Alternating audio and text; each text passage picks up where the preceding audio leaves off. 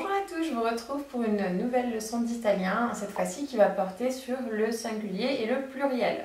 Donc comment on met les mots au pluriel en italien, puisque c'est complètement différent pour le coup du français et même de l'espagnol pour ceux qui ont étudié l'espagnol. Clairement pour moi c'est ce qui fait principalement la différence de sonorité entre l'italien et l'espagnol, ou le portugais d'ailleurs. C'est qu'il n'y a pas ce son qui est un peu brut à la fin des mots, puisque en français, ça ne se prononce pas en soi, même s'il y a un S, mais dans les langues latines, enfin en tout cas dans ces trois langues-là, ça se prononce et c'est un peu dur. Et du coup, l'italien n'a pas cette sonorité dure à l'oreille puisqu'ils n'ont pas de S à la fin. Et vous allez voir, c'est une leçon qui est très très simple. Une fois qu'on le sait, ça s'applique vraiment facilement. Donc vous n'allez pas du tout peiner à mettre ça en application et à le retenir. La première chose à savoir, on va commencer par le masculin. Donc les mots masculins en italien, ils vont se terminer soit par E, soit par O. C'est un fait. Il y a quelques exceptions à la règle, on les verra plus tard, mais effectivement, 90% des cas, c'est ce que vous devez retenir. Pour l'instant, on ne va pas s'embêter avec les choses compliquées et rares, on prend vraiment ce qui s'applique le plus souvent. Donc O ou E pour la terminaison des mots masculin en italien. Donc par exemple il fiore, comme on a vu dans la vidéo précédente pour la fleur, c'est un E. Et par exemple il treno. Il treno. Donc ça c'est le train.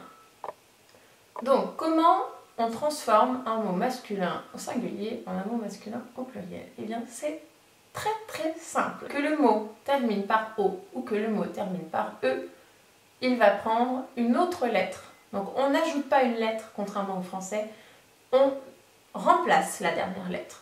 Donc la lettre O ou la lettre E disparaît et devient un I. Voilà, peu importe. L'un ou l'autre, ça se transforme en I. Donc il treno devient I treni. Treni.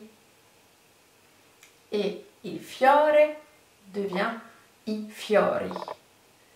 I fiori. Donc le féminin, ça se termine, donc les mots féminins, se terminent soit par A, ben voilà, ça, on le sait, on s'en doute, soit par E. Donc oui, effectivement, ça peut, comme au masculin, se terminer par E. Je vais vous donner un exemple.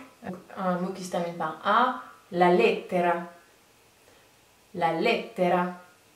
Donc ça, c'est la lettre, une lettre. La lettre. Pour un mot féminin donc, qui se termine par E, la chiave. La chiave. Donc ça, c'est la clé. La chiave. Le pluriel du mot qui se termine en A, même principe que pour le masculin, on va supprimer la lettre, donc on supprime le A, et cette fois, on va le remplacer par la lettre E. Donc la lettera devient les lettere. Les lettere. Voilà, A devient E. Ça, vous le retenez, c'est le principe de base pour le féminin, on va dire. Maintenant, comment ça se passe pour les mots qui se terminent par E? Eh bien, en fait, il faut simplement retenir qu'on va faire comme pour le masculin. Donc, la chiave, les chiavi. La chiave, les chiavi. Donc, globalement, l'astuce, on va dire globale pour retenir, memento, les mots qui se terminent par O, les mots qui se terminent par E, se terminent en I au pluriel, et les mots qui se terminent par A, eh bien, se termine en E au pluriel, donc se transforme en E au pluriel. Voilà, donc on met vraiment, on fait deux cases, O et E deviennent I, A devient E. Donc vous retenez ça et vous avez la clé pour tout connecter, globalement tous les mots, pour passer du singulier au pluriel. Dans cette vidéo, j'en profite également pour vous demander s'il y a des leçons ou des cours que vous souhaiteriez avoir. Alors je sais que ça va différer énormément en fonction de votre niveau, mais est-ce qu'il y a des choses voilà, que vous souhaitez connaître en priorité, même si j'essaye de suivre, on va dire, un cheminement logique en partant du début, mais est-ce qu'il y a des choses que vous souhaitez voilà, voir en priorité, qui peuvent ne pas être un temps de conjugaison, ça peut être des expressions, ça peut être des erreurs typiques à ne pas faire, voilà, des choses comme ça. Donc dites-moi pour que je prépare ma prochaine vidéo.